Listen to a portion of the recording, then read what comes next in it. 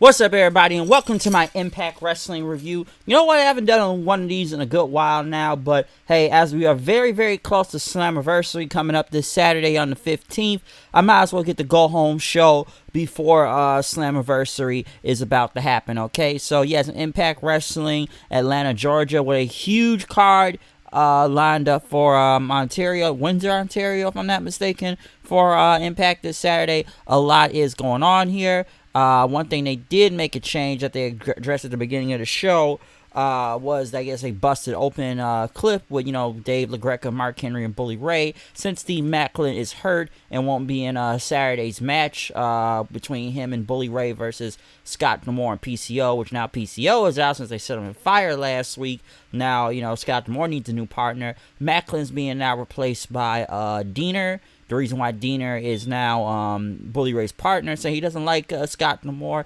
saying, when he was first brought into, TNA Impact and everything, basically, Jeff Jarrett was the one that brought him in, but he said Scott D'Amore laughed at him on his first day, and, he said that D'Amore's a piece of shit, so he wanted to be his tag partner. Tough break for Maclin lately, I gotta say, from losing the world title, almost, his title reign was about a month, to them being in this whole feud with Scott. Now he got hurt now, so kind of sucks for Steve Maclin right now.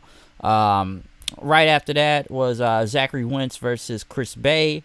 Pretty good match out there.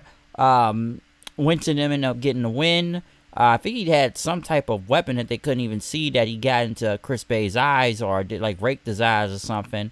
But next thing you know, Wentz ended up hitting his big DDT finish for the win. So the Rascals won from there. Like I said, they got new music. And, I got to say one thing about Zachary Wentz. Good to see the man get his career back, given everything that happened to him and how he was fired from NXT and whatnot after, his wife lying on him, which she ended up lying anyways. I don't even think, apparently she retired from wrestling now. So, kind of fuck Kimberly for that. What did Wentz in, or Nash Carter, whatever you want to call him, was that whole Hitler picture. That's what basically got him fired. But I knew the guy was already kind of doing indies for a minute now. But it's good to see that Impact gave him another chance, and great seeing the Rascals back with him and Trey Miguel. But not the whole comedy face, that 70s show thing. Now they're heels, so we'll see where this goes. But I'm just kind of glad the guy got his career back in general.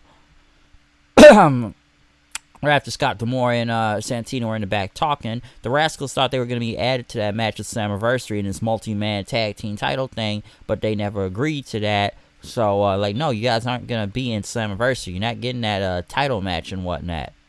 Right after that, Kevin Knight went against Speedball Mike Bailey. Very great match, I should say, too.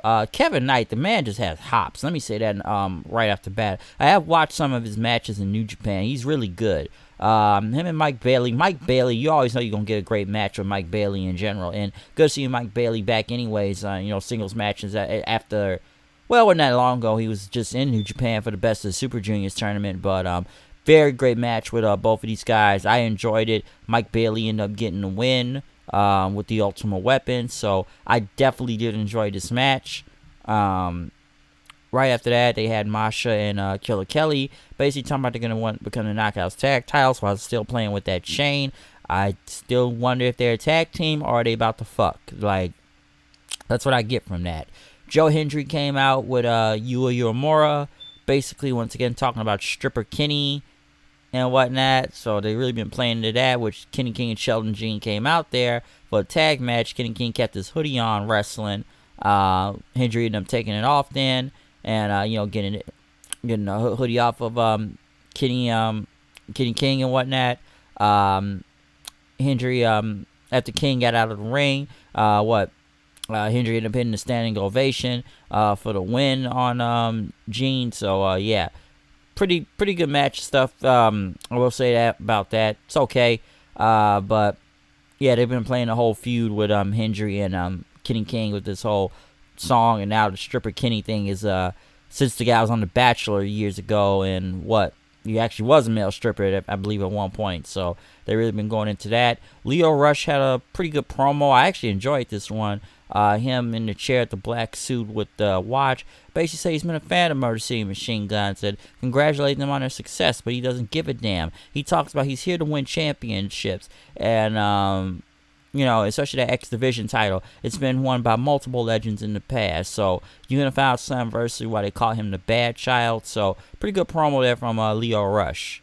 Especially going against Sabin coming up tomorrow at Slammiversary. Sabin then had a basically, response and whatnot. Talked about, he sees Rush has a lot of potential, but no locker room wants him there. He's selfish and arrogant and whatnot. He may have leapfrogged his way to the front, but I am the final boss. You may think you got your cheat codes and whatnot, but you're not going to beat me at Slammiversary. Sami Callihan and Rich Swann went against Moose and Brian Myers. Pretty good tag match, I will say that, since they're all involved in that whole Fatal 4-Way tag title thing. Moose and them ended up hitting the win and whatnot, because Moose hit the low blow on Callahan. Myers ended up distracting the referee, and Moose hit the spear for the win. So pretty good stuff from there. I know they also a promo from Subculture. Like I said, they're involved in part of the tag title tournament thing too.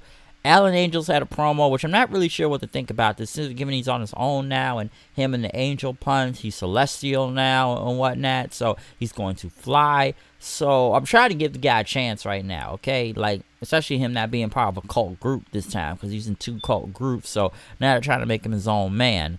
So I don't know what to kind of take from it right now, but something is basically going to happen, I guess. Something's gonna happen with him, but he's part of that Ultimate X match coming up, so we'll see what happens with that. They had a Nick Aldis promo talking about his history and impact, and talk about he's been synonymous with a world title, even going to NWA, being NWA world champion, and talked about Shelly and whatnot, saying Shelly helped him when he first got to this company, even being here in America, that he was drowning, but I'm not here for this you deserve it stuff, and it's rubbish what Shelly's doing. He's here to, like I said, he's here to become a world champion. And the reason why Shelly's special, because he's a world champion right now. And, he says Shelly's now a part of an elite group. But Nick Aldis says he's been in a part of that elite group. He won the TNA world title from Jeff Hardy years ago. And he says he's beaten Sting, AJ Styles, Samoa Joe, Kurt Angle. He's beaten all of those guys. So what has Shelly or the Motor City Machine Guns really done, huh? He says he doesn't care what anybody says. He said that management wants him and needs him as the world champion right now. He's not going to be a transitional champion. So could he beat Alex Shelley tomorrow night? Possibly. So we'll see what happens with that. Deonna Purrazzo went against Jody Threat for the Knockouts title, basically an open challenge, after she cut a promo saying, you all need to know who the hell I am. And it was a good match. I didn't really expect Jody Threat to, lose. I know they were giving her a lot of wins lately, but then she just kind of disappeared, and now she just kind of, lost all of a sudden. Purrazzo and her tried to shake hands, but next thing you know, the Giselle Shaw and crew come out. Jessica and Courtney Rush didn't come out for the save then.